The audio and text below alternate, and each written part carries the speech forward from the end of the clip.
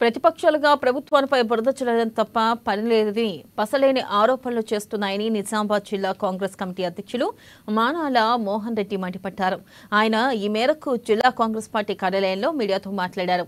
కాంగ్రెస్ ప్రభుత్వం అధికారంలోకి వచ్చి సంవత్సరం పూర్తి చేసుకున్న సందర్భంగా విజయోత్సవాలు నిర్వహించాలని నిర్ణయించుకోగానే ఏం చేయాలో అర్థం కాని బీజేపీ బీఆర్ఎస్ నాయకులు తోకకాలిన కోతుల్లాగా మాట్లాడుతున్నారని ఆయన అన్నారు. రాష్ట్ర స్థాయిలో కేసీఆర్ ఫామ్ హౌస్ కి పరిమితమైందని, కేటీఆర్, హరీష్ రావు ఇష్టం వచ్చినట్లుగా అబద్దాలు చెబుతున్నారని ఆయన అన్నారు.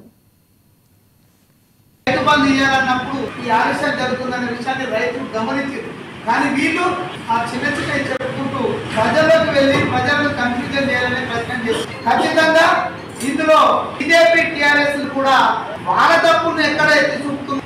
భయపడి ఈరోజు తప్పుడు ఆరోపణలతోటి ఈ మొత్తం వ్యవహారాన్ని కేవలం ఒక ముగ్గురు నలుగురు, అందులో అక్కడ బండి సంజయ్, కిషన్ రెడ్డి, ఇక్కడనేమో హరీష్ రావు, కేటీఆర్. మనమంది పరిస్థితి వేరు. గత పార్లమెంట్ ఎన్నికల తర్వాత మీరు చూస్తున్నాం నా గరక నా ఘాట్క.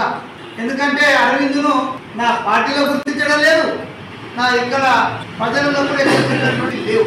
కాబట్టి మేము చెప్పేది ఏంటంటే ఇక్కడైనా బుద్ధి తెచ్చుకొని మీరు ప్రశాంత్ రెడ్డి కానీ అరవింద్ కానీ మీరు బుద్ధి తెచ్చుకొని వాస్తవాల్లోకి రండి.